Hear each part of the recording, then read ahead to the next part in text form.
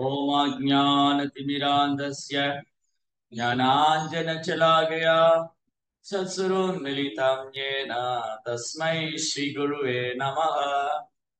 नमो विष्णुपादाय कृष्णप्रेष्ठाय भूतले श्रीमदे भक्तिवेदान्त स्वामीति नामिने नमस्ते सारस्वती देवे गौरवाणी प्रचारिणे निर्विशेष शून्यवादी पाश्चात्य देशतारिणे। जय श्री कृष्ण चैतन्य प्रभु नित्यानंद श्री अद्वैत गदाधर श्रीवासदि गौर भक्त वृंदा। हरे कृष्णा कृष्णा कृष्णा हरे हरे, हरे राम राम राम हरे हरे।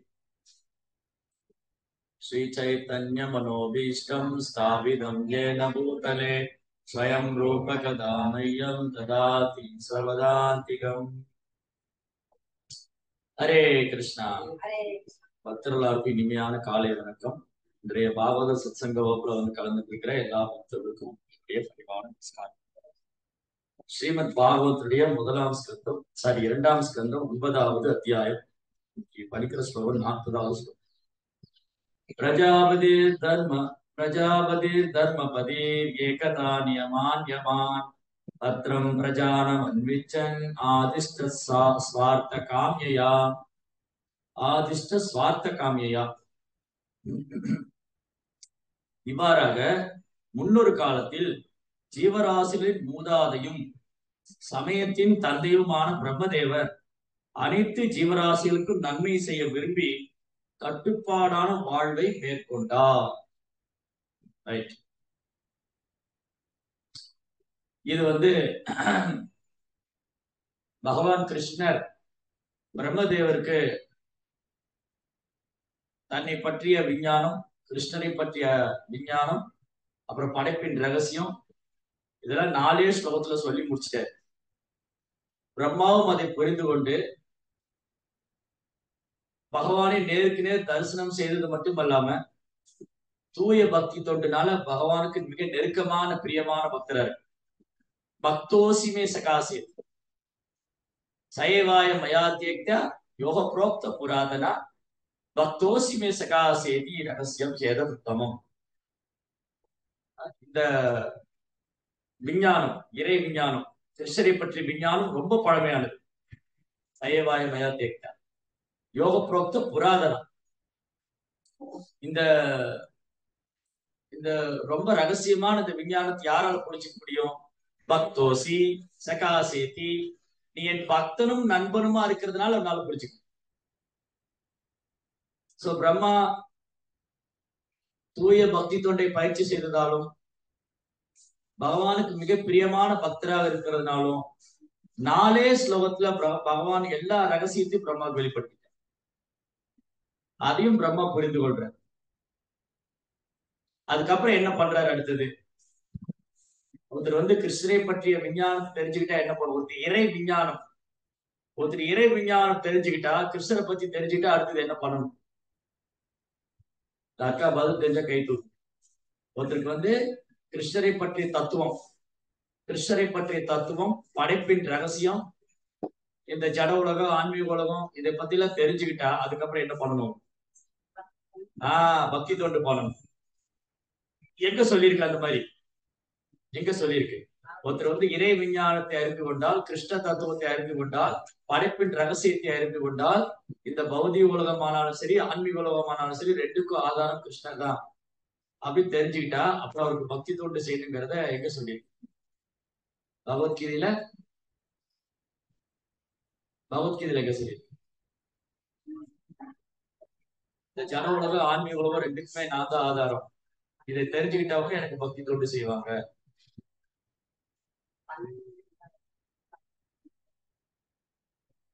அகம் சர்வஸ்ய பிரபவோ மத்த சர்வ பிரவர்த்ததே இதி மத்வா பஜதே மாம் உதாபாவ சமன்விதா. அகம் சர்வஸ்ய பிரபு. இந்த ஜட உலகமானாலும் சரி, ஆன்மீக உலகமானாலும் சரி, ரெண்டுக்குமே கிருஷ்ணருக்கு ஆதாரம்.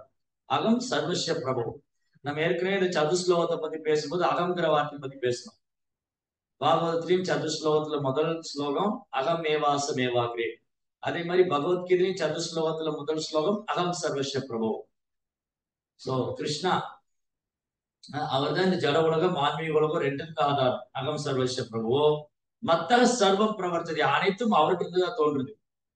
இது யார் தெரிஞ்சுக்கிறாங்களோ இதி மத்வா, இதை அறிந்து கொள்பவர் பஜதேமா, எனக்கு பக்தி தொண்டு செய்வார். புதாபாவ சமன்பிதா, புதா means intelligent class of man, அந்த புத்திமான்கள்லயே சிறந்தவன்.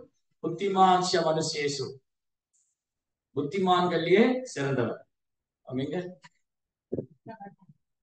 புத்திமான்கள்லயே சிறந்தவர், ரைட்? சோ இப்ப பிரம்மா அதைத்தான் பண்றாரு.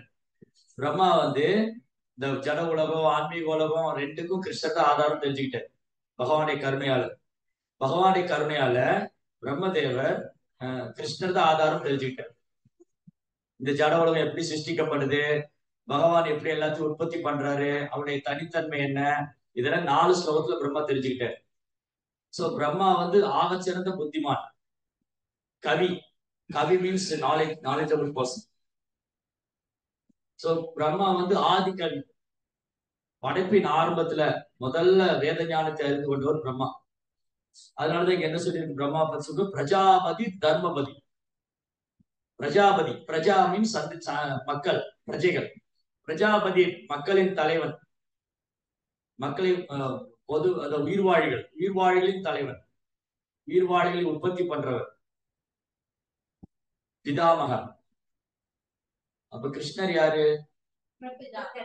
பிதாமகன். பிதாமகனுக்கும் தந்தை, தந்தைக்கும் தந்தை.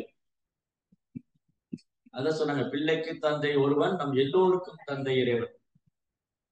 சோ இங்க பிரம்மா வந்து பிரஜாபதி, அனைத்து ஜீவராசிகளுக்கும் மூதாதை.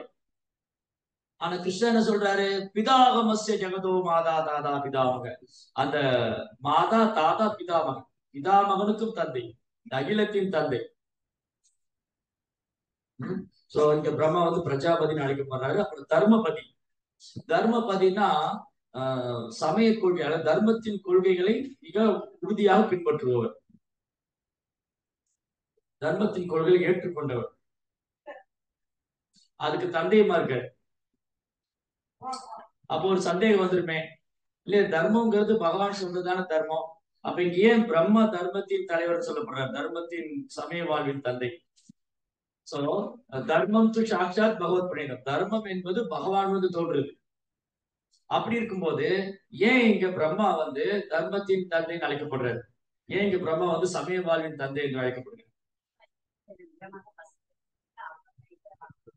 கேள்வி என்னன்னா, இப்போ தர்மம் வந்து பகவான் இருந்தா தோன்றுது, அவர் தான் தர்மத்தின் தலைவர். ரஜினிகாந்த் இல்ல, கிருஷ்ணர் தான் தர்மத்தின் தலைவர், கிருஷ்ணர் தான் தர்மத்தின் தலைவர், ரைட்? ஆனா இங்க பிரம்மா வந்து சமய வாழ்வின் தந்தை என்று அழைக்கப்படுகிறார். ஏன்? பதில் தெரிஞ்சு கேள்வி. அப்படின்னா என்ன அர்த்தம்? இன்னும் தெளிவான பதில் வேணும்.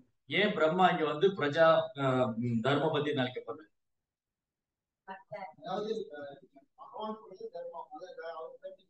அப்படி இன்னும் தெளிவான பதில், அந்த வேர்டு என்னது? பகவான் சொல்றது யார் வந்து தீவிரமா கடைபிடிப்பாங்க? அந்த பக்தர்லயே சிறந்தவங்க யாரு? தூய பக்தர்லயே சிறந்தவங்க யாரு? மகாஜனன். மகாஜனோ எனகம்ச பந்தா, தர்மம் தர்மஸ்ய தத்துவம் நிகிதோ குகாயாம் மகாஜனோ எனகம்ச பந்தா. சோ மகாஜனன், ஏன்னா பகவான் என்ன சொல்றாரு தர்மம், பிரம்மா என்ன சொன்னாலும் தர்மம். ஏன்னா பகவான் சொன்னதான் பிரம்மா சொல்ல போற, பிரம்மா வந்து புதுசா என்ன சொல்ல போறது இல்லை. சோ பிரம்மா வந்து பகவான்கிட்ட நேரடியா அறிவு பெற்றுக் கொண்டதாலும், அவர் பக்தி தொண்டை பயிற்சி செய்வதாலும், அவர் வந்து பிரஜைகளை உற்பத்தி பண்றதாலும், அவர் சமய கோட்பாடுகளின் தந்தையாக அறியப்படுகிறார். ஏன்னா கிருஷ்ணர் சொன்னது ஒரு ஸ்டாண்டர்ட், அந்த ஒரு தரத்தை வந்து பிரம்மா பின்பற்றுகிறார், நிர்ணயிக்கிறார். அப்போ பகவான் என்ன சொல்றாரோ அதைத்தான் மகாஜனங்கள் சொல்லுவாங்க. அதனால மகாஜனங்களை பின்பற்றுவது பகவானை பின்பற்றுவதற்கு சமம். யார் வந்து தர்மம் வந்து கிருஷ்ணர் தோன்றுது, கிருஷ்ணர் தான் தர்மத்துக்கு ஆதாரம், சமய கோட்பாடு எல்லாத்துக்கும் கிருஷ்ணர் தான் ஆதாரம்னா அதை பின்பற்றக்கூடிய மகாஜனங்கள், அப்ப அவங்களும் பகவானுக்கு வேறானவங்கல்ல, அதான் ஒன்றானது வேறானது. கிருஷ்ணா வந்து அந்த சக்தியை அவங்களுக்கு கொடுத்திருக்காரு, மகாஜனோ எனக்கு சப்தா. அந்த மகாஜனங்களே அங்கீகரிக்கப்பட்ட அதிகாரப்பூர்வமானவங்களா கிருஷ்ணர் வந்து நிர்ணயிச்சிருக்காரு, ஏற்படுத்தியிருக்காரு. ஃபர்ஸ்ட் பிரம்மா தான் ஸ்வயம்பு. ஸ்வயம்பு நாரத சம்பு குமாரோ கபிலோ மனு பிரகலாதோ பீஷ்மோ ஜனகோ வையாசகி மலிம்பயம். சோ 12 மகாஜனங்கள். சோ இந்த மாதிரி முன்னொரு காலத்தில் ஜீவராசிகளின் மூதாதையும் சமயத்தின் தந்தையுமான பிரம்மதேவர் அனைத்து ஜீவராசிக்கும் நன்மை செய்ய விரும்பி எல்லாருக்கும் நல்லது பண்ணணும். இந்த ஜட உலகத்தை சிருஷ்டிப்பு பண்ணிட்டு பகவான் வந்து ஜட உலகத்தை படைச்சிட்டாரு. அப்புறம் பிரம்மாவையும் படைத்தார். முதல்ல ஜட உலகத்தை சிருஷ்டிப்பு பண்ணாரு. அந்த சிருஷ்டிப்புக்கு தேவையான 24 மூலக்கூறுகளையும் பண்ணாரு. அதுக்கப்புறம் பிரம்மாவும் பகவான் இருந்து வந்தாரு. பிரம்மாவுக்கு படைப்புக்கான அறிவையும் கொடுத்துட்டாரு. பாருங்க பகவான் எவ்வளவு செய்யறாரு. பகவான் தான் இந்த ஜட உலகத்துக்கு தேவையான 24 மூலக்கூறுகளையும் படைச்சாரு. பகவான் தான் ஜட உலகத்தையும் படைக்கிறார். பகவான் தான் பிரம்மாவையும் படைக்கிறார். அந்த படைப்புக்கு தேவையான அறிவும் பகவான் தான் கொடுக்கிறார். இப்போ பிரம்மா என்ன யோசிக்கிறாரு, இதை எப்படி நான் சரியா பயன்படுத்துறது? எனக்கு வந்து பகவான் இந்த ஒரு சேவை கொடுத்திருக்காரு, உயிர்வாளிகளை உற்பத்தி பண்ண வேண்டிய சேவை.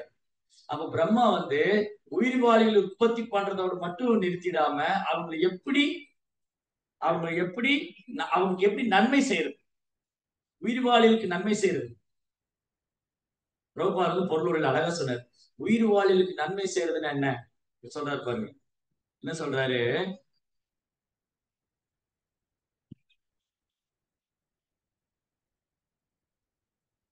குடும்ப அங்கத்தினர்கள் சந்ததியினர் ஆகியோரின் நன்மையை விரும்பும் எவரும் ஒழுக்கமுள்ள சமய வாழ்வை மேற்கொள்ள வேண்டும். தர்மத்தின்படி நடக்கும். ஒருத்தர் கல்யாணம் பண்ணிக்கலாம், குழந்தைகள் பெற்றுக்கலாம், நண்பர்களோடு இருக்கலாம், உறவினரோடு இருக்கலாம். ஆனா தர்மத்தின்படி வாழ்க்கை நடத்துறோமா? நமக்கு வேதங்கள்ல சொல்லப்பட்டிருக்க மொழி நம்ம வாழ்க்கை வாழ்றோமா? யாரையும் ஏமாத்தாம, பித்தலாட்டம் பண்ணாம, பொய் சொல்லாம, ஒரு நேர்மையா உண்மையா, யாருக்கும் கெடுதல் பண்ணாம, யாரை பற்றி புகார் சொல்லாம, யார் பற்றி கோல் முட்டாம, யார் மேலேயும் நம்ம வந்து துவேஷம் காமிக்காம, யார் மேலேயும் பொறாமப்படாம, யார்ட்டையும் குற்றம் காணாம, குறை கண்டுபிடிக்காம நாம அவங்களை எப்படி நன்மை செய்யலாம், அதுதான் அவங்க செய்யணும். அப்போ அப்போ அவங்களுக்கு நன்மை செய்யறதுன்னு என்ன அர்த்தம்? கிருஷ்ண உணர்வை கொடுக்கறது தான் அவங்க செய்யற பெரிய உபகாரம், பரோதர்மம், உயர்ந்த தர்மம். அதான் அடுத்த பிரபா சொல்றாரு. பகவானின் தூய பக்தர் ஒருவர் பகவானுக்குள்ள எல்லா நற்களும் பக்தர் ஒருவரிடம் பகவானுக்குள்ள எல்லா நற்களும் இருப்பதால் பக்தனாக மாறுவதே ஒழுக்க விதிகளை கொண்டு மிகச்சிறந்த வாழ்வாங்க. ஒருத்தர் ஒழுக்க விதிமுறைகளை செயற்கையா பின்பற்ற வேண்டிய அவசியம் இல்லை. அதான் நேற்று ஏகாதசி மகாத்மியத்துல படிச்சோம்.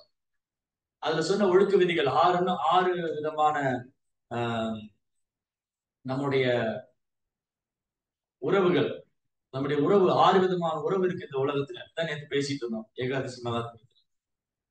தாய், தந்தை, சகோதரன், அப்புறம் வந்து நண்பன், மனைவி, குழந்தை.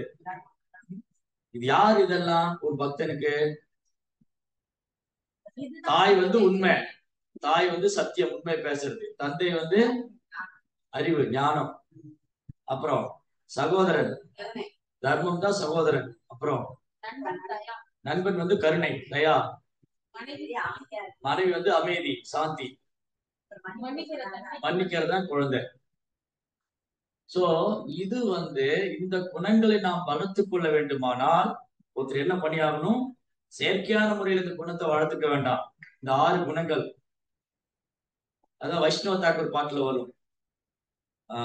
வைஷ்ணவ தாக்கூரா தயார சாகரா ஏதாசே கருணா கோரி தியா பாத சாயா சோதோகயா மாயா தமாரா சரண தோஹி சாயா பேகா தோமே சாயா சோதா தோ துமி சாயா குணா தேகோ தாசே. அந்த வைஷ்ணவ சாங் தமிழ் எடுங்க, அல்ல வைஷ்ணவ சாங் பாட்டு எடுங்க. சாயா பேகா தோமே சாயா தோசா சோதி சாயா குணா சாயா மீன்ஸ் 6. பெங்கால்ல வந்து சாயா அப்படிங்கிற வார்த்தைக்கு நம்ம தமிழ்ல சாயா டீன்னு சொல்லி, இதுல சாயானா குணம். சாயா பேகா துமி சாயா தோசா சோதி சாயா குணோ தேகோ தாசி. எனக்கு ஓ வைஷ்ணவ தாக்குரரே, ஓ வைஷ்ணவ தாக்குரரே கருணை கடலே, வைஷ்ணவ தாக்குர தயாரா சாகரம். தயா மீன் கருணை, சாகரம்னா கடல். ஒரு வைஷ்ணவர், ஒரு கிருஷ்ண பக்தர் வந்து ஒரு தூய பக்தர் கருணை கடல். ஓகே வைஷ்ணவ தாக்குரா தயார சாகரா ஏதாசே கருணா கோரி. ஓ வைஷ்ணவ தாக்குரே கருணை கடலே என் மேலேயும் கருணை காமிங்க. ஜியாபாதா சாயா சோதோகியாமாய தொமாரா சரண தோய். நான் உங்களுடைய தாமரை அது கொடுங்க. நான் உங்களுடைய தாமரை திரு பக்தி வினோத் தாக்குடைய சாங் இல்ல அது வேண்டாம் தமிழ்ல. அதுல என்ன நம்ம தமிழ்ல தானே எடுத்துட்டு இருக்கோம். நீங்க அந்த சாங் புக்ல ஓகே வைஷ்ணவ தாக்கு 6 விதமான குற்றங்களை நான் தவிர்க்க வேண்டும், 6 விதமான குணங்களை நான் வளர்த்துக் கொள்ள வேண்டும்.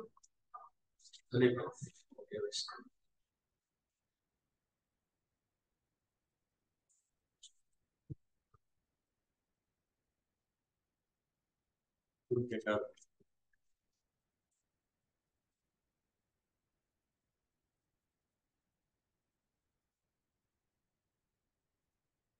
6 உந்துதல். சாயா சாயா வேகா தமி. சாயா வேகா வேகா மீன்ஸ் உந்துதல். சாயானா 6. சாயா வேகா தமி. சாயா வேகா தமின்னா 6 உந்துதல். என்னென்னது? வாச்சுவ வேகம், மனசக்ரோத வேகம், ஜிகுவா வேகம், உத்தர உபஸ்த வேகம். இன்னைக்கு வந்து ரூபகோஷம் மறைவேதனம் பாருங்க எப்படி இருந்தாலும் கனெக்ட் ஆகும். கனெக்ட் ஆகாம இருக்காது. நீங்க வந்து பகவானை பத்தி நம்ம பேசும்போது ஆச்சாரியனை பத்தி பேசாம இருக்க முடியாது. ரைட். சோ ரூபகோசாமி என்ன சொல்றாரு? 6 விதமான உந்துதல்களை கட்டுப்படுத்த வேண்டும். என்னது 6 உந்துதல்? பேச்சு, மனம், கோபம், நாக்கு, வயிறு, பாலுறு. இந்த 6 விதமான உந்துதல். சாயா வேகா. வேகா மீன்ஸ் ஃபோர்ஸ். இது நம்மள தூண்டுது. இந்த வேகம். இதை கட்டுப்படுத்தணுங்கிற ரூபகோசாமி ப்ரோப்பார். சோ சாயா மீன்ஸ் 6 விதமான உந்துதல். 6 விதமான உந்துதல் என்ன பண்ணுது? நம்மள நிம்மதியா இருக்க விட மாட்டேங்குது. ஏன்னா வாய் பேசினால்தானே பிரச்சனையே வருது. பேசினா பிரச்சனை வருது. மனசு கட்டுப்படுத்த முடியல, கோபத்தை கட்டுப்படுத்த முடியல, நாக்கு கட்டுப்படுத்த முடியல, வயிறு கட்டுப்படுத்த முடியல, பாலுறுப்பு.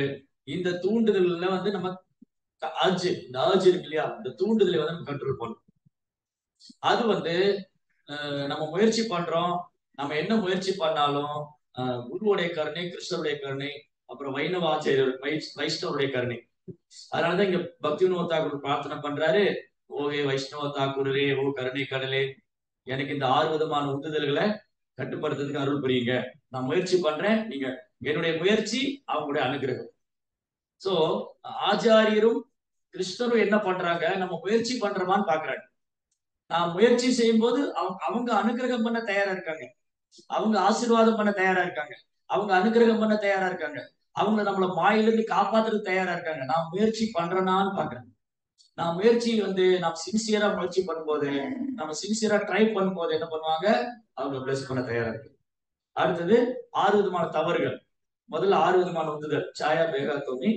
சாயா தோஷா தோஷா மீன்ஸ் தோஷான்னு சொல்லுவாங்க. தோஷைன்னு தமிழ்ல தோசை.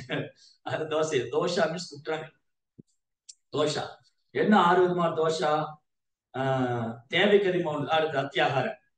அத்தியாகார பிரயாசஸ்ய பிரஜல்பா நியமாகிரகா ஜனசங்க லௌலியம். அளவுக்கு அதிகமா உண்பது, செல்வம் சேமிப்பது, பௌதிக நன்மைக்காக பெரும் முயற்சி செய்வது, பௌதிக விஷயங்களை பற்றி தேவையற்ற பேச்சு, சாஸ்திர நியமங்கள் அறியப்பட்டதும் கொண்டிருப்பது அல்லது அவற்றை புறக்கணிப்பது, உலக வாழ்வில் விருப்பம் கொண்டுள்ள நபர்களுடன் சங்கம் கொள்வது மற்றும் பௌதிக பொருட்களுக்கான பேராசை. அத்தியாகார அளவுக்கு அதிகமா தூங்குறது, சாப்பிடுறது, அளவுக்கு அதிகமா ஆசைப்படுறது. பிரயாசம் பெரும் முயற்சி பண்றது, பௌதிக விஷயங்களை வந்து சேகரிக்கிறதுக்காக பெரும் முயற்சி. அதுக்கப்புறம் பிரஜல்பா. பிரஜல்பானா கிருஷ்ணரை விட்டுட்டு மற்ற விஷயங்களை பேச. நியம ஆக்ரகா. நியம அக்ரகா, நியம ஆக்ரகா 2 இருக்கு. நியம அக்ரகான்னா சாஸ்திரத்தை சொன்ன விஷயங்களை சரியா பயன்படுத்துது. எது? சாஸ்திரத்தை பயன்படுத்தி எப்படி நான் கிருஷ்ண உணர்வுல முன்னேற்ற முடியும். நியம அக்ரகானா சாஸ்திர விதிகளை பின்பற்றி எப்படி நான் கிருஷ்ண உணர்வுல முன்னேற்ற முடியுது. நியம ஆக்ரகானா சாஸ்திரத்தை புறக்கணிக்கிறது, இல்லாட்டி கிருஷ்ண உணர்வை விட்டுட்டு அது மேல பலநோக்கு கர்மத்துல பட்டுதல் கொள்ளும். சாஸ்திரத்துல சொல்லியிருக்கிற பலநோக்கு கர்மங்கள்ல பட்டுதல் கொள்ளும். எனக்கு இந்த இது பண்ண எனக்கு இந்த பலன் கிடைக்கும், அந்த தேவதை வழிபட்ட இது கிடைக்கும், யாகம் பண்ண, இதெல்லாம் நியம ஆக்கிரகம். ஏன்னா கிருஷ்ணரை விட்டாச்சு. கிருஷ்ணரை விட்டுட்டு சாஸ்திர விதியை பின்பற்றது நியம ஆக்கிரகம். அல்லது சாஸ்திரத்தை புறக்கணிக்கிறது, சாஸ்திரமே வேண்டாம், நியம ஆக்கிரகம். அடுத்தது உலக பிரஜல்பா அத்தியாகார பிரயாசி பிரஜமன்யம் ஜனசங்கா. ஜனசங்கானா பக்தர் அல்லாதவங்க சங்கத்துல போய் உட்காந்துருக்கு.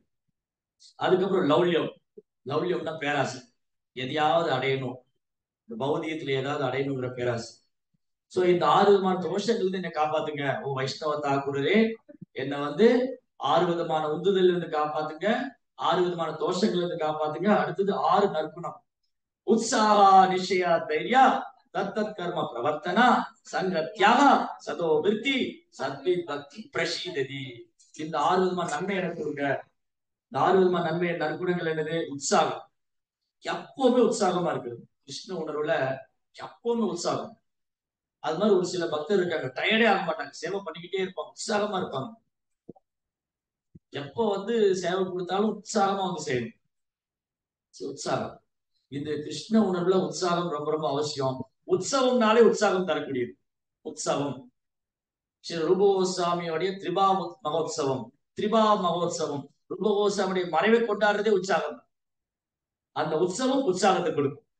ஏன்னா ஆச்சாரியனுடைய தோற்றமும் மறைவும் ரெண்டும் போற்றத்துக்குரியது.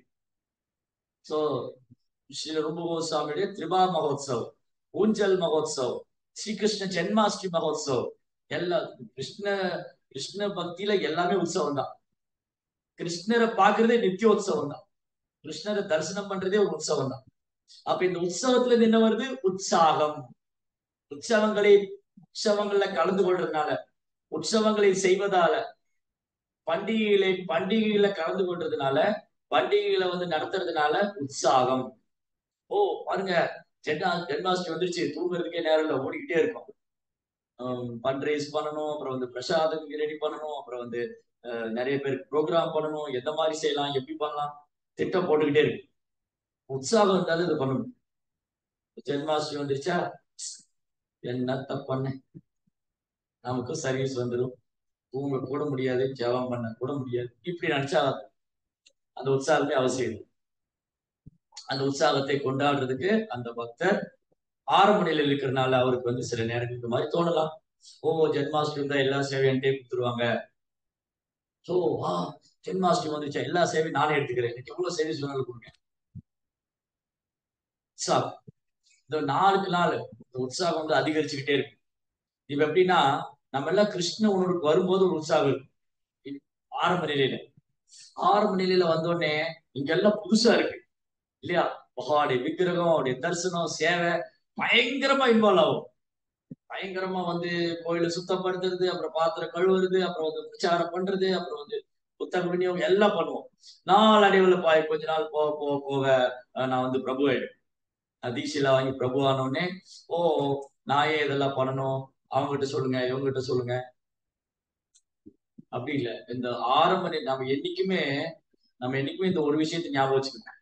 தினமும் காலையில எந்திரிக்கும் போது நான் இன்னைக்குதான் நியூ பக்தா, நான் இன்னைக்குதான் ஃபர்ஸ்ட் டைம் நான் கிருஷ்ணகாசில இருந்தப்ப என்ன ஒரு கான்சியஸ்னஸ்ல இருந்தணும் இல்லையா? நம்ம எல்லாம் இஸ்கான்ல சேர்ந்த புதுசுல ஒரு உணர்வு இருக்கு, நம்மகிட்ட உற்சாகம் இருக்கு. நிறைய தெரிஞ்சுக்கணும், நிறைய படிக்கணும், நிறைய கேட்கணும், நிறைய பார்க்கணும், அங்க யாத்திரா போகணும், இது பயங்கர உற்சாகம் இருக்கு. அது காலப்போக்கில் அப்படியே எதனாவது இந்த குற்றம் குறையெல்லாம் கண்டுபிடிக்கணும் உற்சாகம் இருக்கு. ஓ என்னது இவங்க வெளியில இப்படி இருக்காங்க, இந்த கிருஷ்ண பக்தர் இப்படி இருக்காங்க, என்ன அப்படி சொல்றாங்க, என்ன இப்படி சொல்றாங்க அப்படி. சோ இதனாலதான் பக்திவினோத் தாக்கூர் பிரார்த்தனை செய்யறாரு. பக்திவினோத் தாக்கூர் என்ன பிரார்த்தனை செய்ய சொல்றாரு? அவரே தூய பக்தர் தான். ஆனா அவரு பணிவுனால தன்னை ஒரு சாதாரண பக்தர் மாதிரி வச்சுட்டு அவர் வைஷ்ணவ ஆச்சாரியர்கிட்ட பிரார்த்தனை செய்யறாரு. என்னை வந்து 6 விதமான உந்துதல்ல இருந்து காப்பாத்துங்க, என்னை வந்து 6 விதமான குற்றங்கள்ல இருந்து காப்பாத்துங்க, எனக்கு 6 விதமான உற்சாகத்தை கொடுங்க. சாயா பேகாத்தாமி சாயா தோஷ சோதி சாயா குண தேகோதாசி. 6 விதமான குணங்கள் எனக்கு கிடைக்கணும். சாயா குண தேகோதாசி சாயா சத் சங்கா. அடுத்து 6 விதமான சத் சங்கம். அதுவும் இருக்கு, அது ரூப கோஸ்வாமி பிரபா சொன்னதுதான். என்னது 6 விதமான சத் சங்கம்? ஸ்டார்டிங்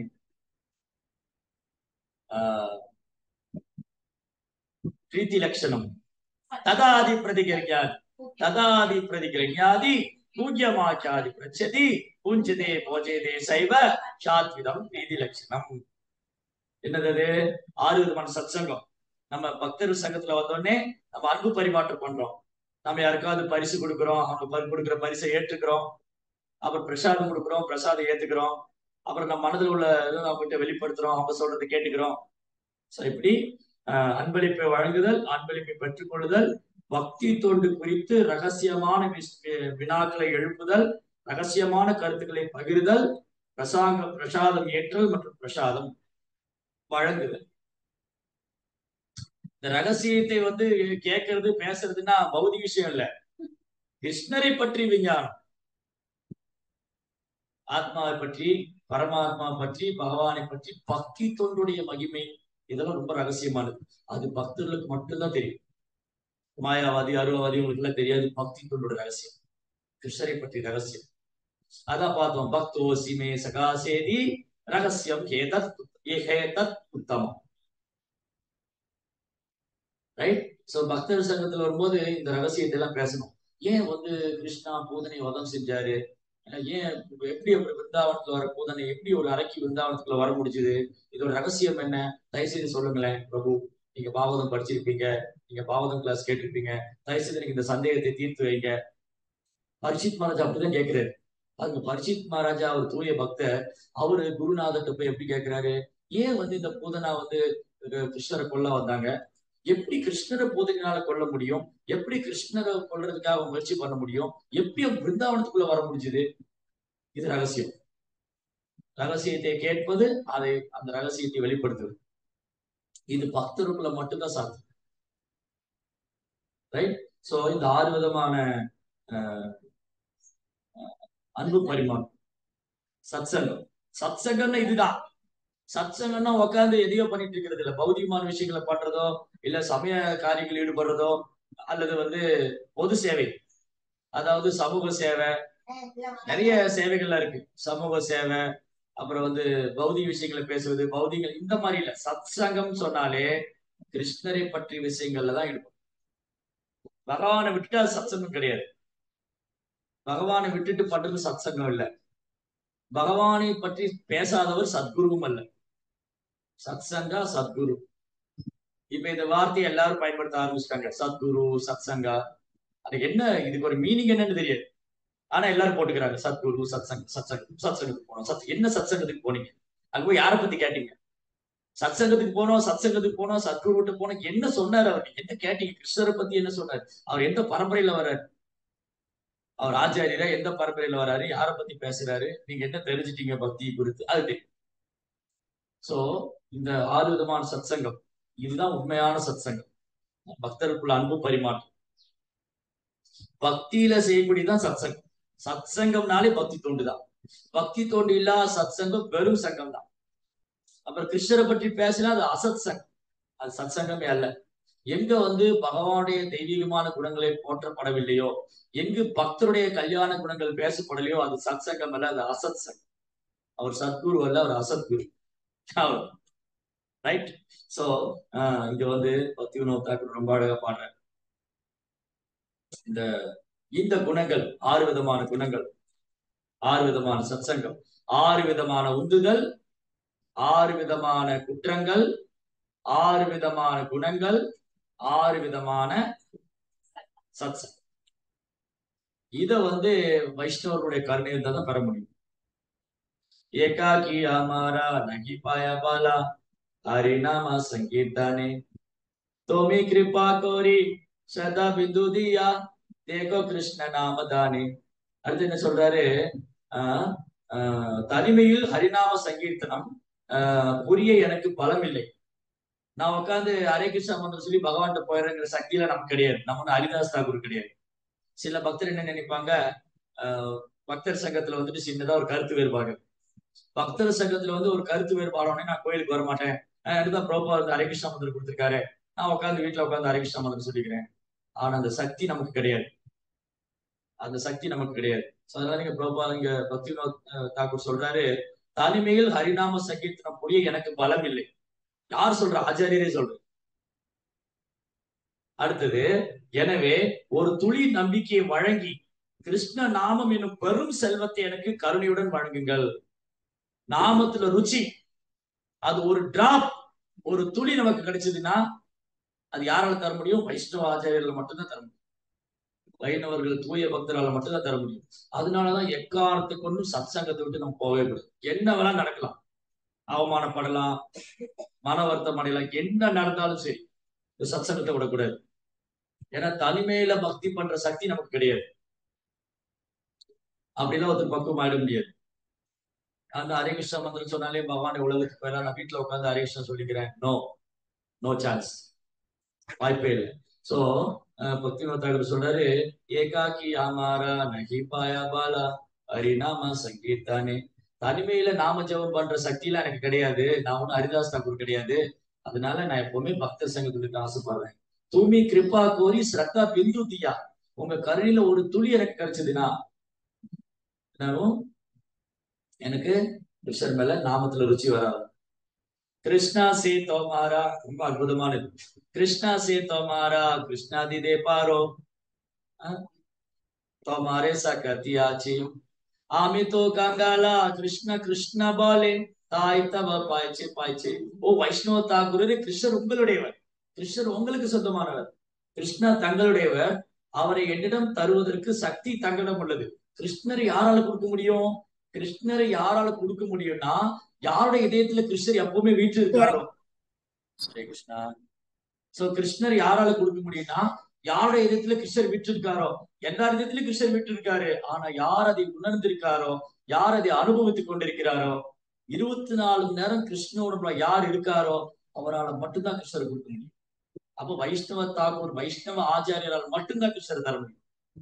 கிருஷ்ணா சே துமாரா, கிருஷ்ணர் உங்களுடையவர், கிருஷ்ணா உங்களுடையவர். ஓ கிருஷ்ணா சே துமாரா கிருஷ்ணா திதே பாரோ, கிருஷ்ணரை தருவதற்கான சக்தியும் வைஷ்ணவத்தை தான் இருக்கு. கிருஷ்ணரை கிருஷ்ணராக தருவதற்கான சக்தி வைஷ்ணவ தாக்கூர் தான் இருக்கு. அதனால ஓ வைஷ்ணவ தாக்கூரே, ஆமித்து கங்காலா கிருஷ்ணா கிருஷ்ணா பாலே, நான் உங்க பின்னாடியே ஓடி வரேன், கிருஷ்ணா கிருஷ்ணா எனக்கு கிருஷ்ணரை கொடுங்க, எனக்கு கிருஷ்ணரை கொடுங்கன்னு பின்னாடியே கூவிட்டே வர்றேன், எனக்கு தயவுசெய்து கொடுங்க. இந்த ஒரு நோக்கத்துக்காக தான், இந்த ஒரு நோக்கத்துக்காக தான் பகவான் ஆச்சாரியர் இந்த பூமியில அனுப்புறாரு. பிரம்மாவும் அதை பத்தி சிந்திக்கிறேன். எப்படி உங்களுக்கு நன்மை செய்யறது பாருங்க. எல்லாமே பர்ஃபெக்டா நடக்குது, எல்லாமே அப்படி நேர்த்தியா பண்ணிருக்காரு கிருஷ்ணா, பர்ஃபெக்டா நடக்குது. கிருஷ்ணா இந்த ஜட உலகத்தை படைச்சிருக்காரு. அவருடைய திட்டம் என்னன்னா நம்ம எல்லாவற்றையும் திரும்ப வரணும். சோ பிரம்மா இங்க என்ன நினைக்கிறாரு, நான் இந்த உலகத்தை படைச்சிட்டேன், எப்படி உங்களுக்கு நன்மை செய்யறது? எங்கிட்ட இருந்து நிறைய உயிர்வாழிகள் வந்திருக்காங்க, இந்த ஜீவராசிகள் நான் எப்படி நன்மை செய்யறதுன்னு பிரம்மா யோசிக்கிறேன். இந்த ஜீவராசிகளுக்கு நான் எப்படி நன்மை செய்யறது, ரைட்?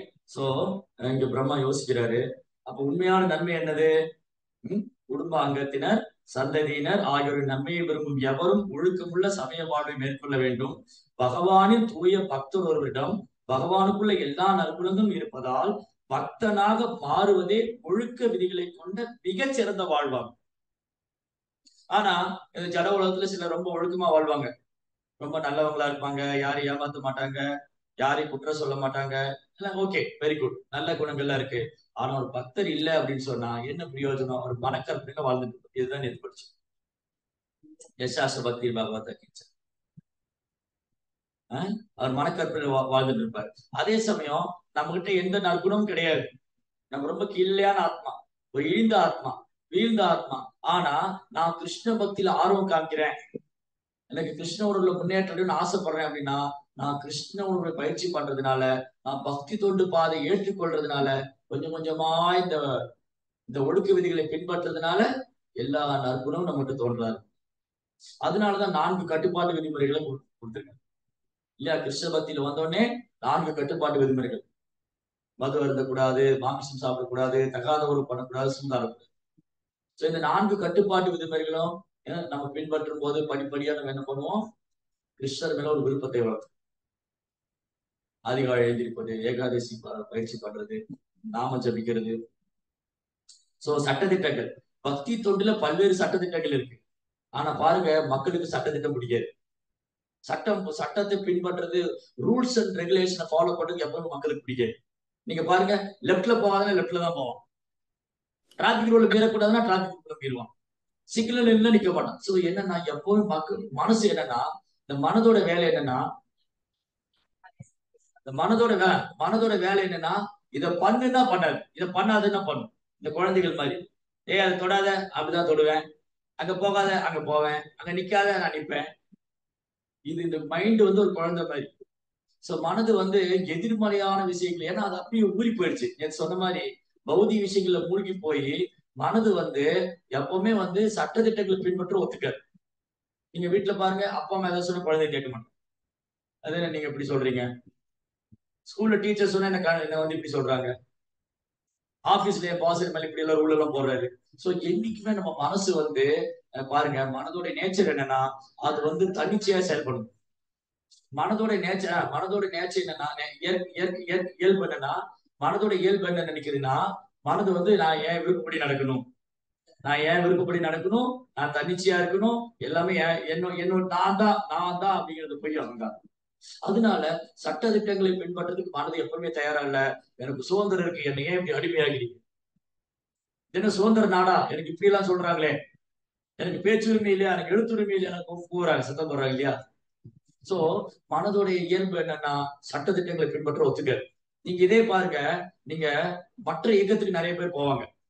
மற்ற போலி ஆன்மீக இயக்கங்கள் இருக்கு இல்லையா, இந்த போலி ஆன்மீக இயக்கத்துக்கு நிறைய பேர் போவாங்க. ஏன் போறாங்க? அங்க சட்டத்திட்டமே கிடையாது. ஏன் கிருஷ்ண பக்தி இயக்கத்துக்கு வர்றதுக்கு தயங்குறாங்க? ஓ, இங்க போனா இவங்க அசைவம் சாப்பிடக்கூடாதுன்னு சொல்லுவாங்க. இவங்க ஹரே கிருஷ்ணா மந்திரம் ஒரு ஜெபமாலை கொடுத்து ஹரே கிருஷ்ணா மந்திரம் சொல்லுவாங்க. இவங்க அதிகாலையில எந்திரிக்க சொல்லுவாங்க. ஓ, இந்த சட்டத்திட்டம் எல்லாம் நமக்கு சரி வராது. சிலர் ரொம்ப ஸ்மார்ட்டா இருப்பாங்க, ரொம்ப ஸ்மார்ட் பீப்புள். இந்த ஸ்மார்ட் பீப்புள், ஸ்மார்ட்டா இருக்கிறவங்க என்ன பண்ணுவாங்கன்னா, ரொம்ப காலமா கோயிலுக்கு வருவாங்க, ஆனா எந்த பொறுப்பையும் எடுத்துக்க மாட்டாங்க. ஏன்? அவங்க நான் பொறுப்பு எடுத்துட்டா திரும்ப திரும்ப நான் அதை செய்யணும், அப்ப அந்த சட்டத்திட்டத்துக்குள்ள நான் வந்துருவேன். நீங்க தீட்சை வாங்கிக்கோங்க பிரபு, தீட்சையா, அது கொஞ்ச நாள் இப்படி போட்டு பிரபு, கொஞ்ச நாள் போட்டு இப்படி தள்ளி போட்டுக்கிட்டே இருப்பான். ஏன் தள்ளி போடுறாங்க? இந்த சட்டத்திட்டத்துக்கு வர விருப்பல. ஓ, நான் தீட்சை எடுத்துட்டேன்னா தினமும் கட்டாயம் 16 மணி பண்ணணும். நான் குருவுக்கு வாக்கு கொடுத்துருவேன், நான் ஆன்மீக குருக்கு வாக்கு கொடுத்துருவேன், ஒரு நாளைக்கு குறைந்தபட்சம் 16 மணி செஞ்சே ஆகணும், அப்புறம் 4 விதிமுறை கடைபிடிச்சே ஆகணும், என்னால அதெல்லாம் முடியாதுப்பா அப்படின்னு அவங்க ரொம்ப தள்ளி போட்டுக்கிட்டே தள்ளி போட்டு. ஏன்னா சட்ட திட்டத்துக்குள்ள வர அவங்க தயாரா இல்ல. சட்ட திட்டத்துக்குள்ள வராம நம்ம பக்குவமாக முடியாது. ஏன்னா நாம் இயல்பான பக்தர் கிடையாது, நம்ம ராகானுக பக்தர் இல்ல. நம்ம ராகானுக பக்தரோ இல்ல பாவ பக்தரோ பிரேம பக்தரோ இல்ல, நம்ம சாதனா பக்தர். சாதனை செய்து செய்து அந்த சட்ட திட்டங்களை பின்பற்றி படிப்படியாக உயரும், படிப்படியா உயரும். சோ அதனால இந்த ஒழுக்க விதிமுறைகள், பிரம்மாவை போல சீர பரம்பரையில் வரும் தூய பக்தர்கள் தாங்கள் முதலில் செயல்படாமல் பிறருக்கு எதையும் உபதேசிப்பதில்லை. பாருங்க, பிரம்மா ஃபாலோ பண்ணாரு. பிரம்மா ஜஸ்ட் நீங்க எல்லாரும் பக்தி தொண்டு பண்ணுங்கன்னு சொல்ல, அவர் முதல்ல பக்தி தொண்டு பண்ணார். அவர் புலன்களை கட்டுப்படுத்துறார், அவர் பக்தியோக நெறிமுறைகளை கடைபிடிக்கிறார், அவர் புலன்களை கட்டுப்படுத்துறாரு. அவர் இதெல்லாம் பண்ணிட்டு இது எப்படி இவங்களும் எப்படி இந்த சட்டத்திட்டத்துக்குள்ள இவங்களை எப்படி நான் எப்படி நான் உண்மையாலுமே நன்மை பண்றது, இதை சொல்லி கொடுக்கறதா, இந்த கிருஷ்ண உணர்வை சொல்லி கொடுக்கறதா, இந்த தர்மத்துல அவங்க கொண்டு வர்றதுதான் சிறந்தது அப்படின்னு பிரம்மா யோசிக்கிறார் என்ன பண்ணலாம். இவ்வாறு பிரம்மா எல்லா ஜீவராசியின் தந்தையும் சமயத்தின் தந்தையுமா இருக்கிறாரு. அனைத்து ஜீவராசி நன்மையை செய்ய விரும்புகிறார். கட்டுப்பாடான வாழ்க்கை, கட்டுப்பாடற்ற வாழ்க்கையில நிம்மதியா இருக்காரு. கட்டுப்பாடற்ற வாழ்க்கையில நிம்மதியா இருக்க முடியாது. புலநடக்கம் கிடையாது, மனதை கட்டுப்படுத்தல. பாருங்க, இன்னைக்கு ஜட உலகத்துல எப்படி மக்கள் கஷ்டப்படுறாங்க. மனம் போன வாழ்க்கை, புலன் கட்டுப்பாடு கிடையாது, எதுலயுமே கட்டுப்பாடு கிடையாது. அதனாலதான் whole family whole society chaotic condition இருக்கு. ப்ரோபோசல் ஒட்டுமொத்த சமுதாயம் தொந்தரவுல இருக்கு, தொந்தரவு. கலியுகமுடைய சுபாவம், கலியுகத்துடைய நேச்சர். கலியுகத்துடைய நேச்சர் என்னன்னா, பிராயணா பாய கலுவால்பாஸ் கேஜனா மந்தாசு மந்த மதையோ மந்த பாக்கியா உபாத்திருதா. உபாத்திருதா அப்படின்னா தொந்தரவு. வீட்டுல போனா மனைவியால தொந்தரவு, கணவரால தொந்தரவு, பிள்ளைகளால தொந்தரவு, யாருமே நிம்மதியா இல்ல. காரணம் என்னது? யாருக்கும் கட்டுப்பாடான வாழ்க்கை இல்லை. எல்லாரும் அவங்க மனம் போற போக்குல வாழணும் நினைக்கும். மனம் போல வாழணும், மனம் எப்படி எல்லாம் சொல்லுதோ அப்படி எல்லாம் வாழும், இப்படி எல்லாம் அனுபவிக்கணும். அது தர்மமா அதர்மமா எதையும் பார்க்க கூடாது, எப்படியா அனுபவிச்சிடும் அப்படி மனம் போன வாழ்க்கை. அது ஒண்ணு. ரெண்டாவது சட்டத்திட்டங்களை பின்பற்ற தயாரல்ல. என்ன நீங்க எனக்கு சுதந்திரம் இல்லையா, ஏன் நீங்க இதை பண்ணாத அதை பண்ணாதீங்கிறீங்க. இன்னைக்குள்ள குழந்தைகள்கிட்ட பக்தி பண்ண சொல்லி பாருங்க, நீங்க என்னையே டார்ச்சர் பண்றீங்க, நீங்க பண்றதுலாம் பண்ணுங்க இல்லையா. இன்னைக்குள்ள பசங்கள்கிட்ட வந்து கிருஷ்ண பக்தி பண்ணுங்கன்னு சொன்னா கோவம் வருது. நீங்க ஏன் டார்ச்சர் பண்றீங்க, நீங்க உங்களுக்கு பிடிச்சிருந்தா நீங்க பண்ணுங்க. சோ அவங்க இந்த இதுக்குள்ள வர விரும்பல. காரணம் இந்த மாயாவுடைய கவர்ச்சி. இந்த மாயினுடைய கவர்ச்சி என்ன பண்ணுதுன்னா அவங்கள வசீகரிக்கும். சோ அப்போ நம்ம அது வந்து அதுதான் ஏன் அங்க வசீகரிக்குதுன்னா அவங்க அதனால கவரப்பட்டிருக்காங்க. நாம பக்தர் சங்கத்துல வந்ததுன்னா நமக்கு இதுல கவர்ச்சி ஏற்பட்டிருக்கு. அப்ப கொஞ்சம் கொஞ்சமா அவங்களை கொண்டு வரணும். சோ ஃபர்ஸ்ட் நம்ம பிராக்டிஸ் பண்ணணும். ஒரு பக்தர் செயல் மூலமா மற்றவங்களுக்கு உதாரணமா இருக்கும். அதனாலதான் இங்க சொன்னாங்க, தாங்கள் முதலில் செயல்படாமல் பிறருக்கு எதையும் உபதேசிப்பதில்லை. பக்தி சித்தாந்தா சொல்றாரு, யூ வாண்ட் டு பிரச்சார் ஃபர்ஸ்ட் யூ பிராக்டிஸ் ஆச்சார். ஆச்சார் பிரச்சார். ஆச்சாரம் பண்ணாதான் பிரச்சாரம் பண்ண முடியும். ஆச்சாரம் பண்ணா பிரச்சாரம் பண்ண எடுபடாது. நான் வந்து கிருஷ்ணனுடைய பின்பற்றாம வேறுமனே பிரச்சாரம் பண்ண எடுபடாது. பிரபுபாதர் போய் பிரச்சாரம் பண்ண ஏன் எடுபட்டது? பிரபுபாதர் வந்து தனி ஒரு நபரா போய் உலகத்தையே கிருஷ்ண பக்தியில மூழ்கடிச்சார். எப்படி சாத்தியமாச்சு? ஏன்னா அவர் பயிற்சி பண்ணார். ஒரு புத்தக பாகவதம் இல்ல, பக்தர் பாகவதம். அவர் நடைமுறையில பயிற்சி பண்ணாரு. அதனால புத்தக பாகவதத்தை அவரால் உலகம் முழுது கொண்டு போய் சேர்க்கப்பட்டார். அப்போ பிரம்மாட்டிலிருந்து ஆரம்பிச்சு இந்த குரு சீட பரம்பரையில் வரக்கூடிய ஆச்சாரியர்கள், அது ஆச்சாரியன்னா பிராக்டிஸ் பண்றது, டீச் பண்றது. ஆச்சாரியன் டீச்சர். ஆச்சாரியர் வந்து ஒரு உபன்யாசகர் இல்ல. நீங்க பாத்தீங்கன்னா வெளியில நிறைய உபன்யாசகர் இருப்பார். உபன்யாசகர் வெறும் சொற்பொழிவாற்றுறவங்க. ஓ, இந்த சொல்லின் வேந்தர் வந்திருக்காரு, இவரை பேச விடுங்க. சொல்லின் வேந்தர், சொல்லின் செல்வர், நிறைய பேர் இருக்காங்க உலகத்துல. இந்த ஊர்ல எக்கச்சக்கம் பேர் பேச்சாளர் இருக்காங்க. மைக் கிடைச்சா போட்டு பேட போட்டு பேசுவாங்க. அந்த பகவத்கீதையில அப்படி சொல்லியிருக்கு, ராமாயணத்துல இப்படி சொல்லியிருக்கு, கம்பராமாயணத்துல அப்படி சொல்லியிருக்கு, அப்புறம் மகாபாரதத்துல இப்படி பேசலாம். பேச்சுன்னு பேசலாம், விடிய பேசலாம். ஆனா அது எடுபடாது. நிறைய சொற்பொழிவாளர்கள் இருக்காங்க, பேச்சாளர்கள் இருக்காங்க. சொற்பொழிவாளர்கள், உபன்யாசகர்கள், பேச்சாளர்கள், இவங்க ஆச்சாரியர்கள் இல்லை. ஆச்சாரியனா யாரு? புத்தக பாவதத்தை நடைமுறையில பயிற்சி பண்றவர், அப்புறம் பிரச்சாரம் டீச்சர். அது வந்து அங்கீகரிக்கப்பட்ட அதிகாரப்பூர்வமான சம்பிரதாயத்துல வந்து. சோ அதனாலதான் நம்ம எல்லாரும் நம்ம ரூபானுகா மீன்ஸ் ரூபகோசாமியை பின்பற்றுவோம். ரூபகோசாமி யாரு? அவர் நம்முடைய சம்பிரதாயத்துடைய பூர்வாச்சர். பிரபுபாதர் வந்து ரூபகோசாமி போதனைகளை நமக்கு கொடுத்திருக்காரு. நமோ விஷ்ணு பாதாய கிருஷ்ண பிரஷ்டாய பூதலே ஸ்ரீமதி பக்தி வேதாந்த சுவாமி நாமினி நமஸ்தே சாரஸ்வதி தேவே கௌரவாணி பிரச்சாரி. கௌரவாணி சைத்தன்யமாவுடைய போதனைகள். சைதன்யமாவுடைய போதனைகள் எப்படி வந்தது? ரூபகோசாமி மூலமா பேசணுமே. 6 விதமான உந்துதல், 6 விதமான சத்சங்கம், 6 விதமான குற்றங்கள், 6 விதமான குணங்கள், இதெல்லாம் யார் சொல்லி கொடுத்திருக்கா? ரூபகோசாமி சொல்லி. ரூபகோசாமிக்கு யார் டீச் பண்ணா? சைத்தன்ய மகாபுரு சொல்லி. ஸ்ரீ சைத்தன்ய மனோபீஷ்டம். சைதன்ய மகாபுரோட இதயத்தில் இருந்து கொண்டே ஸ்தாபிதம் ஏன போத்துல எல்லாத்தையும் காமிச்சு கொடுத்துட்டாரு. ஸ்வயம் ரூபகதா மையம். சைத்தன்ய மகாபிரபு என்ன நினைக்கிறாருங்கிறது ரூபகோசாமி எழுத முடியும். சைதன்ய மகாபிரபு என்ன நினைக்கிறாருங்கிறத ரூபகோசாமி எழுத முடியும். அப்படின்னா சைத்தன்ய மகாபிரபு சக்தி அளிக்கப்பட்டவர், சைத்தன்ய மகாபிரபு ஆசீர்வதிக்கப்பட்டவர், சைத்தன்ய மகாபிரபு நேரடி சீடர். சைதன்ய மகாபிரபு யாரு? சாட்சாத் பகவானே பக்தன் அவதாரம். அப்ப பகவானே பக்தனாக அவதாரம் செய்து பக்தி தொண்டருடைய ரகசியம், பக்தி தொண்டை பற்றிய விஞ்ஞானம், இதை வந்து ரூபகோசாமி மூலமா கத்துக்கிட்டு. நம்ம சில வாரங்களுக்கு முன்னாடி சனாதன கோசாமியுடைய மறைவு தினத்தை கொண்டாடும், குரு பூர்ணிமா அன்னைக்கு. எவ்வளவு பேர் ஞாபகம் வச்சிருக்கீங்க? கை தூக்குங்க. சனாதன் கோசாமி பற்றி 2 வகுப்பு போட்ட பார்ட் 1 பார்ட் 2 ஞாபகம் இருக்கா? அப்படி மறந்துட்டீங்கன்னா நீங்க யூடியூப்ல போய் பாருங்க. சனாதன் கோசாமி பற்றி நம்ம பகிர்ந்துக்கோ, படிச்சதுலாம். சோ சனாதன் கோசாமி, ரூப கோசாமி, அனுபமா, இவங்க 3 பேருமே வந்து சைத்தன்யா அப்படி நேரடி சீடர், மகாபிரபுவால் ஆசீர்வதிக்கப்பட்டவர். சோ அந்த பிரீஃப் எக்ஸ்பிளனேஷன், அந்த விரிவான விளக்கம், இவங்க பரம்பரா என்ன, இவங்க எங்க இருந்து தோன்றினாங்க, எப்படி வங்காளத்துக்கு வந்தாங்க, இது வந்து விரிவான விளக்கம் வந்து நம்ம ஆல்ரெடி பேசிப்போம். அதனால இப்ப திரும்ப அதை டேபிள் காலம் போட்டு எக்ஸ்பிளைன் பண்ணோம்.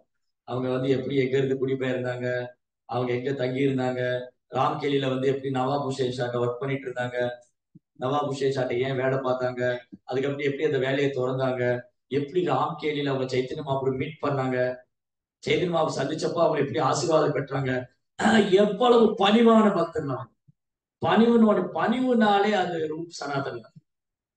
பணிவுன்னு சொன்னாலே ரூப் சனாதன் கோஸ்வாமிகள் தான். அவ்வளவு பணிவா வந்து அவங்க மகாபுடைய தாமரை திருப்பாதங்கள் சேவைப்பாங்க. அதுக்கப்புறம் அது மகாபிரபுவை சந்திக்கிற வரைக்கும் அவங்க அந்த பௌதிக வேலையை வந்து துறக்கல. மகாபுடைய கருணைக்காக காத்திருந்தாங்க. அவங்க ரொம்ப உண்மையான பக்தர்களா இருந்தாங்க. அவங்க எப்பவுமே மகாபுடைய கருணை எனக்கு எப்ப கிடைக்கும்னு ஏங்கிட்டு இருந்தாங்க. எனக்கு எப்போ மகாபுடைய கருணை கிடைக்கும், எனக்கு எப்போ மகாபுடைய சங்கம் கிடைக்கும், நான் எப்போ மகாபுரு தரிசனம் பண்ண போறேன் அப்படின்னு நாளுக்கு நாள் ஏங்கிட்டு இருந்தாங்க. இந்த நவாபுடைய வேலையெல்லாம் துச்சமா என்ன ஆயிரக்கணக்கான பொற்காசுகள் கொடுத்தாலும் அதுல அவங்க திருப்தி அடையல. ஆயிரக்கணக்கான பொற்காசுகள், பெரிய பெரிய பதவி, prime minister, home minister, chief minister, இந்த மாதிரி பெரிய பதவிகளும் இதெல்லாம் வந்து அவங்களை கவரல. அந்த பதவி, செல்வம், பெயர், புகழ் எதையுமே அவங்களை கவரல. அவங்க கிட்ட கைகட்டி பெரிய பெரிய ஜமீன்தார்களா வந்து வேலை செய்ய காத்திருக்காங்க.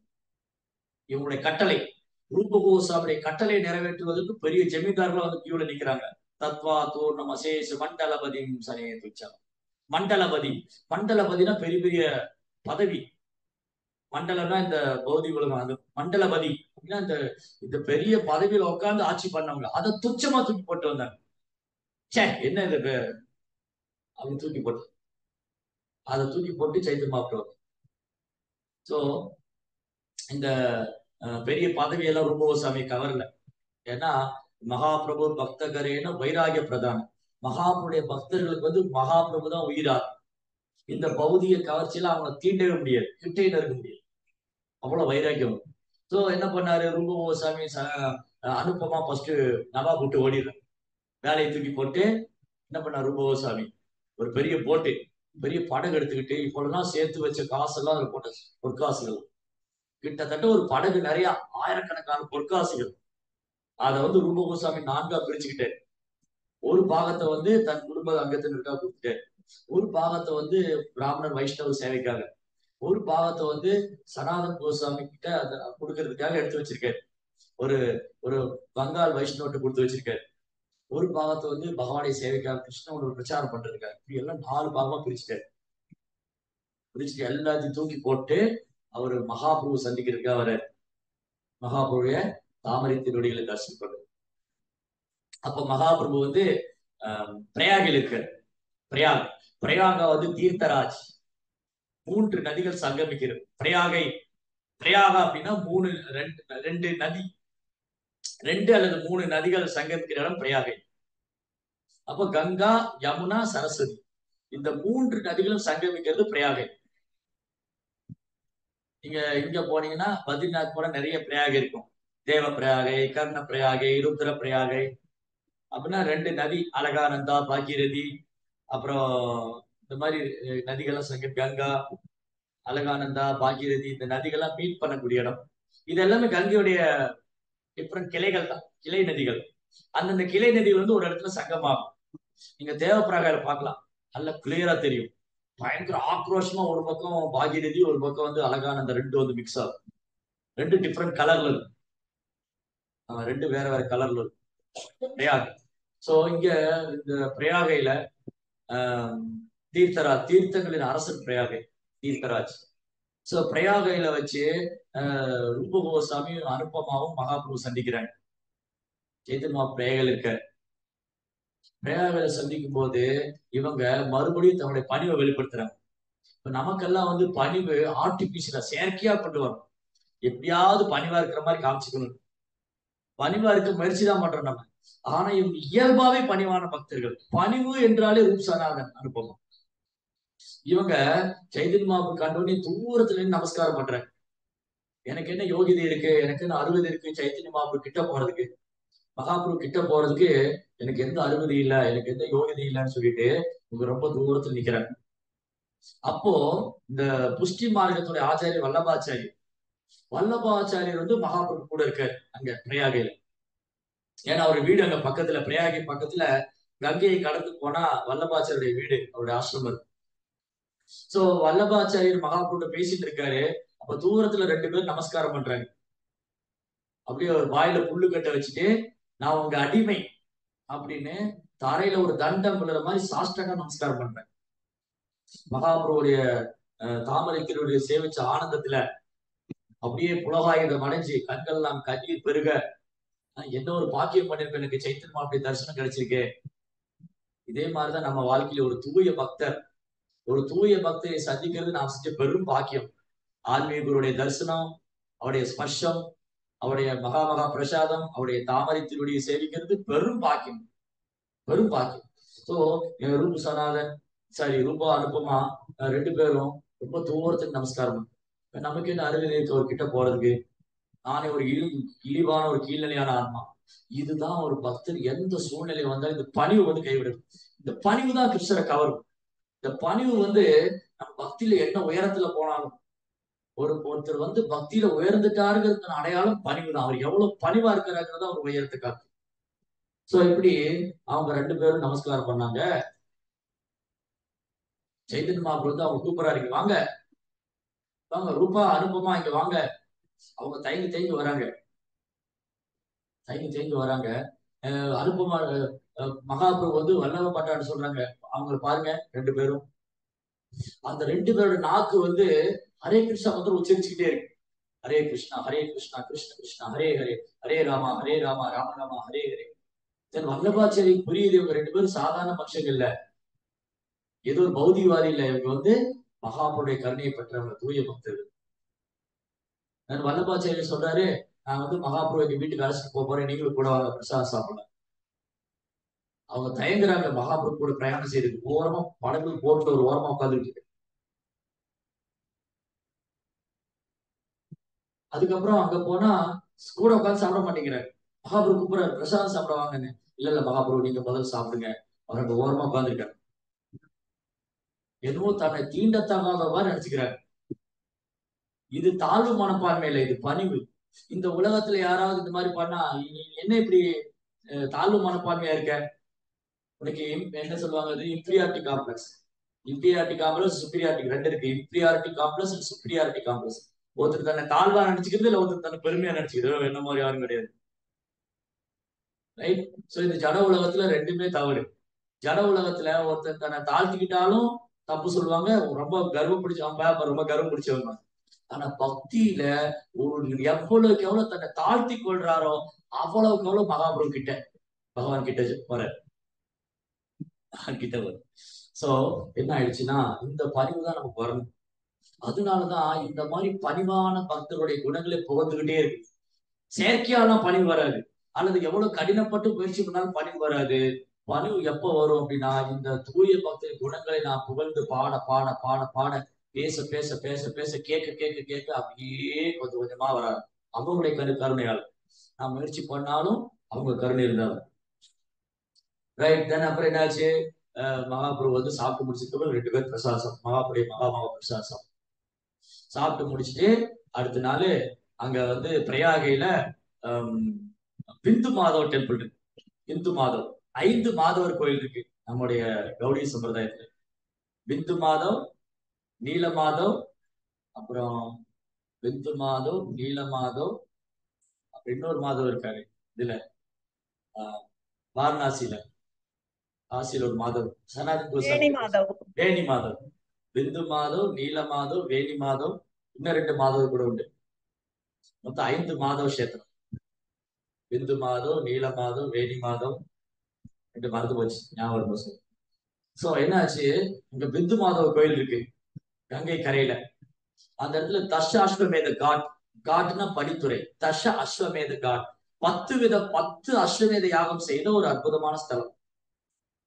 தச 10 அஸ்வமேதா, 10 அஸ்வமேத யாகம் நடைபெற்ற ஒரு புனிதமான ஸ்தலம் தச அஸ்வமேத காட். அந்த படித்துறையில மகாபுரு உட்கார்ந்துட்டு இருக்காரு. ரூப கோசாமி ரொம்ப பணிவா வந்து மகாபுடைய தாமரை திருப்பாத்துல சாஷ்டாங்க நமஸ்காரம் பண்ணி மகாபுடைய தாமரை பக்கத்துல உட்காந்துக்கிறாரு. மகாபுருடைய தாமரை பக்கத்துல ரொம்ப பணிவா உட்காந்துட்டாரு. மகாபுரு டிசைட் பண்ணிட்டாரு, இந்த ரூப கோசாமியை வந்து நான் வந்து இவர் இங்க இந்த பூமியில அழைத்து வந்ததே இந்த இந்த ரூபகோசாமிய ஆன்மீக லோகத்துக்கு பகவான் அழைச்சு வந்திருக்காரு. அப்ப ரூபகோசாமி யாரு ஆன்மீக லோகத்துல? கேள்வி வருமே. இப்போ சைத்தன்ய மகாபுரு யாரு? கிருஷ்ணா. சைத்தன்ய மகாபுரு கிருஷ்ணா கோலோ விருந்தாவனத்துல இறங்கி வந்திருக்காரு சைத்தன்ய மகாபுருவா. சோ கிருஷ்ணா பக்தனா வந்திருக்காரு, ரைட்? கிருஷ்ணர் தான் சைத்தன்ய மகாபுரு. அவரு கோலோ விருந்தாவனத்துக்கு வந்திருக்காரு. அப்ப ரூபகோசாமி கோலோ விருந்தாவனத்துல என்ன பண்ணிட்டு இருந்தாரு? ரூப மஞ்சரி. எல்லா மஞ்சரிக்கும் கேப்டன் கேப்டன் எல்லா மஞ்சரியுடைய தலைவர் ரூப மஞ்சரி. அவங்க கோபியிலுடைய டைரக்ட் சர்வன்ட். கிருஷ்ணருடைய நேரடி சேவையில் ஈடுபடுறது ஸ்ரீமதி ராதாராணி. ஸ்ரீமதி ராதாராணிக்கு கீழே 8 சகிகள், லலிதா, விஷாகா, இந்துலேகா, துங்க வித்யா, அந்த மாதிரி. இவங்களுடைய சர்வன் தான் மஞ்சரிகள். இந்த மஞ்சரியுடைய கேப்டன் வந்து மஞ்சரிகளுக்கெல்லாம் தலைமையானவங்க ரூப மஞ்சரி. அப்ப அந்த ரூப மஞ்சரி என்ன பண்றாங்க? பகவானுடைய சேவகியோடைய சேவகியோடைய சேவகருக்கு சேவகர், பகவானுடைய பக்தனுடைய பக்தனுடைய பக்தர். அப்போ எப்படி பணிவா பக்தி செய்யறது, எப்படி பக்தர்களை மகிழ்விக்கிறது, எப்படி பகவானை மகிழ்விக்கிறது? எப்படி ரூப மஞ்சரி என்ன பண்ணாங்க? ரூப மஞ்சரி கோபிகளுக்கு சேவை பண்றாங்க, ரூப மஞ்சரி கோபிகளுக்கு சேவை பண்றாங்க. கோபிகள் வந்து அஷ்டசகிக்கு சேவை பண்றாங்க, அஷ்டசகி ராதாராணிக்கு சேவை பண்றாங்க, ராதாராணி கிருஷ்ணருக்கு சேவை பண்றாங்க. இதுதான் பரம்பரா. சோ ரூப கோஸ்வாமி, அந்த ரூப மஞ்சரி தான் இங்க ரூப கோஸ்வாமி வந்தாங்க. அந்த கோலோக பிருந்தாவனத்துல எப்படி கிருஷ்ணன் மேல அன்பு செய்யறது, எப்படி செய்வாங்க, கிருஷ்ணன் மேல எப்படி அன்பு செய்யறது, கிருஷ்ணருக்கு எப்படி சேவை பண்றது, பிரேமம், கிருஷ்ணன் மேல பிரேமம் என்ன, இதெல்லாம் நமக்கு சொல்லி கொடுக்கறதுக்கு தான் வளர்ச்சிட்டு வந்தார் மகாபிரபு. அதனால மகாபிரபு வந்து தர்ஷாஸ்வமேத காட்டுல ரூப கோஸ்வாமி உட்கார வச்சுட்டு பேசுற என்னது, கிருஷ்ணர் தான் பரம சத்தியம், கிருஷ்ணரை பற்றிய பரம சத்தியம். அதுக்கப்புறம் பக்தி தொண்டுடைய சட்டதிட்டங்கள், அதை எப்படி பின்பற்றுவது, கிருஷ்ணரோடு எப்படி தெய்வீகமான உறவு கொள்றது, கிருஷ்ணரோட எப்படி தெய்வீகமான உறவு கொள்றது, அப்புறம் இதெல்லாம் விவரமா எழுதி சொன்னார். அதான் பக்தி ரச அமிர்த சித்து. ரூப கோஸ்வாமி வழங்கிய 2 புஸ்தகமும் இன்னைக்கு படிச்ச அந்த உற்சாக நிச்சயம், இதெல்லாம் வந்து நெக்டர் ஆஃப் இன்ஸ்ட்ரக்ஷன், உபதேசங்களின் அமிர்தம், உபதேச அமிர்தம். மகாபிரபு ரூப கோஸ்வாமி கொடுத்த உபதேசங்களின் அமிர்தம் தான் உபதேச அமிர்தம், nectar of instruction. Nectar of instruction, அந்த உபதேசமே அமிர்தம். இந்த ஒரு உபதேசம் அமிர்தம், நெக்டர் ஆஃப் இன்ஸ்ட்ரக்ஷன், உபதேச அமிர்தம். மகாபிரபு வந்து அந்த அமிர்தத்தை ரூப கோஸ்வாமி கொடுத்தார். ஆதவர் அவர் நமக்கு கொடுத்திருக்காரு, nectar of instruction. Nectar of devotion, பக்தி ரச அமிர்த சிந்து, பக்தியின் பல்வேறு ரசங்களுடைய கடல், சமுத்திரம். இது எப்படின்னா ரொம்ப அழகான வர்ணனை. மகாபுரு என்ன பண்ணிருக்காரு, பக்தி தொண்டுடைய விஞ்ஞானத்தை வந்து சொல்லிட்டு அது ஒரு டிராப் தான். எப்படி பிரம்மாவுக்கு 4 ஸ்லோகத்துல பகவானை பற்றி ரகசியத்தை பகவான் வெளிப்படுத்தினாரோ, அதே மாதிரி பிரயாகையில வைத்து ரூப கோஸ்வாமிக்கு சைத்தன்ய மகாபிரபு கொஞ்சம் தான் சொன்னார். அந்த ரூப கோஸ்வாமி விவரமா எழுதினார். எப்படி முடிஞ்சது? 10 நாள் உட்கார்ந்துட்டு பேசிட்டு இருந்தாங்க ரூப கோஸ்வாமியும். மகாபுரு பேசினா ரூப கோஸ்வாமி கேட்டுட்டு இருக்காரு. அது வந்து ஒரு டிராப் தான் கொடுத்துருக்காரு. பக்தியுடைய பக்தி ரசத்துடைய அமிர்தத்துடைய ஒரு துளி. அது வந்து என்ன சொல்லுவாங்க, பிந்து. பிந்து மீன்ஸ் டிராப். சான்ஸ்கிரிட்ல பிந்துன்னா ஒரு துளி. குருதேவ் கிருபா பிந்து தியா, இல்லையா? அடுத்து பக்தி வினோத் தாக்கூர் சாங். அந்த பக்தி வினோத் தாக்கூருடைய பாடல் வந்து பக்தி மனம் தொனிக்கும், பக்தி மனம் கமழும். பக்தி வினோத் தாக்கூருடைய பாடல் வந்து வேதத்தின் சாரம், சாதாரண பாட்டெல்லாம் இல்ல. குருதேவ் கிருபா பிந்து தியா ஒரோய தாசி, இந்த தாசனுக்கு உங்க கருணையில ஒரு துளி எனக்கு கொடுத்தா போதும். அந்த மாதிரிதான் சைத்தன்ய மகாபிரபு ஒரு துளி கொடுத்தாரு, பக்தியினுடைய நெக்டர், அந்த அமிர்தம். அது என்ன பண்ணாரு, ரூப கோஸ்வாமி ஒரு பெரும் கடலையாக்கிட்டாரு. எப்படி முடிச்சது இது? சைத்தன்ய மகாபிரபு கருணையால. இதை நம்ம பின்னாடி அடுத்த கிளாஸ்ல படிப்போம். சைத்தன்ய மகாபிரபு கருணையால மகாபிரபு சொன்னதை ரூப கோஸ்வாமி பெரும் சமுத்திரமாக்கிட்டாரு. அதான் பக்தி ரசா, பக்தியினுடைய பல்வேறு ரசங்களுடைய சமுத்திரம், பக்தி ரசாமிர்த சிந்து. அமிர்தம், பக்தி ரசம் என்ற அமிர்தத்தை பெரும் கடலாக கொடுத்திருக்காரு ரூப கோஸ்வாமி. அது நாம் உதித்து மூழ்கி ஆனந்தம் அடையணும். நம்ம மேல நீச்சல் போட்டுட்டு இருக்கோம். பக்தியில வந்து மேல நீச்சல் போட்டா அனுபவிக்க முடியாது, உள்ள போகணும். இப்போ பக்தி ரசாம் சிந்து புஸ்தகம் படிச்சா என்னாகும், பக்தியின் ஆழம் அதிகரிக்கும். பக்தியின் ஆழத்துக்கு செல்ல முடியும். அந்த பக்தி உறுதியாகும். அது கிருஷ்ணன் மேல அன்பை அதிகரிக்கும், உற்சாகம் தரக்கூடியதா இருக்கும். அடிக்கடி பிரபுபாதர் பக்தி ரசாம்ச புஸ்தகத்தை படிக்கிறார், மேற்கோள் காட்டு பேசுறாரு. ஏன்னா பக்தியுடைய ஆழம் என்ன பிரபுபா வெளிப்படுத்துறாரு. பக்தி யாரால் வெளிப்படுத்த முடியும்? ஒரு தூய பக்தரால தான் வெளிப்படுத்த முடியும். ரைட்? சோ சைத்தன்ய மகாபிரபு என்ன பண்ணாரு, இந்த பக்தியினுடைய விஞ்ஞானத்தை ரூபகோசாமிக்கு சொல்லி கொடுத்து அதை இந்த புஸ்தகமா எழுத சொன்னார், விரிவா எழுத சொன்னார். அதுதான் பக்தி ரசாமிரத சிந்து. சோ ரூபகோசாமி கொடுத்த புஸ்தகங்கள்ல எண்ணற்ற புஸ்தகங்கள், அது அந்த ரெண்டும் ரொம்ப முக்கியமானது. அதுதான் பிரபுபாதர் என்ன பண்ணிருக்காரு, பக்தி சாஸ்திரி படிக்கிற மாணவர் இந்த ரெண்டு புஸ்தகத்தை படிச்சு, உதயசாமிரதம், பக்தி ரசாமிரத சிந்து. இந்த ரெண்டு புஸ்தகமும் பக்தி தொண்டில் நாம் என்னென்ன சட்டத்திட்டங்களை பின்பற்றணும், பக்தியினுடைய தாற்பயம் என்ன, அவருடைய ரகசியம் என்ன, அவருடைய கிருஷ்ணனுடைய தனித்தன்மை என்ன, கிருஷ்ண தத்துவம் என்ன, பல்வேறு ரசங்கள் என்ன, நம்ம எந்த இடத்துல இருக்கிறோம், எப்படி இதுல இருந்து உயர்றது, எல்லாமே. அதனால ரூபகோசாமியை பின்பற்றாம ஒருத்தர் பக்தியினுடைய ரகசியத்தை புரிஞ்சுக்க முடியாது. ரூபகோசாமியை பின்பற்றாம ஒருத்தர் பக்தியினுடைய சுவையை அனுபவிக்க முடியாது. ரூபகோசாமியை பின்பற்றாம ஒருத்தர் கிருஷ்ணன் மேல பிரேமங்கிறது சாத்தியமே. அதனாலதான் பிரபுபாதர் என்ன பண்றாரு, நமக்கு ரூபகோசாமி போதனைகளை சொல்லி கொடுத்துட்டே இருக்காரு, அதை டிரான்ஸ்லேட் பண்ணிருக்காரு, அதை எக்ஸ்பிளைன் விளக்கம் கொடுத்திருக்காரு. ஏன்னா பிரபுபாதர் அனுபவிக்கிறாரு. பிரபுபாதர் எங்க உட்காந்து எழுதினாரு, பாகவதம் டிரான்ஸ்லேட் பண்ணாரு. பிரபுபாதர் எங்க உட்காந்து பாகவதம் டிரான்ஸ்லேட் பண்ணாரு, ரூபகோசாமி சமாதிக்கு முன்னாடி பிருந்தாவனத்துல ராதா தாமோதர் கோயில்ல அங்க உட்காந்து ஒரு சின்ன ஓட்டு வீடு, ஒரு 8 அடி 10 அடி தான் இருக்கும், 10 அடி கூட இருக்காது. அந்த சின்ன ஓட்டு வீட்டுல ஒரு ஜன்னல் இருக்கும். அந்த ஜன்னல் வழியா பார்த்தா ரூபகோசாமியுடைய சமாதி மந்திர் தெரியும். அவங்க உட்கார்ந்துதான் பிரபா எழுதுறாரு, பாகவதத்துக்கு விளக்கம் கொடுக்கிறாரு.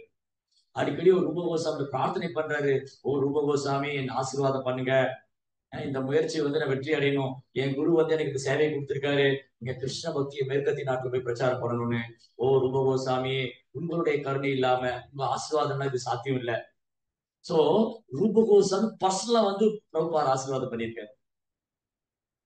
அந்த இடத்துல பிரபுபாதர் கண்கள்ல கண்ணீர் மல்க பாருங்க, பிரபுபாதருக்கு எவ்வளவு கருணை இருந்தா இந்த கலியுக மக்களுக்கு நன்மை செய்யணும். இது பிரம்மாட்டிருந்து ஆரம்பிக்குது, பிரம்மா இது கிருஷ்ணட்டிருந்து ஆரம்பிக்குது, கிருஷ்ணாட்டிருந்து ஆரம்பிக்குது.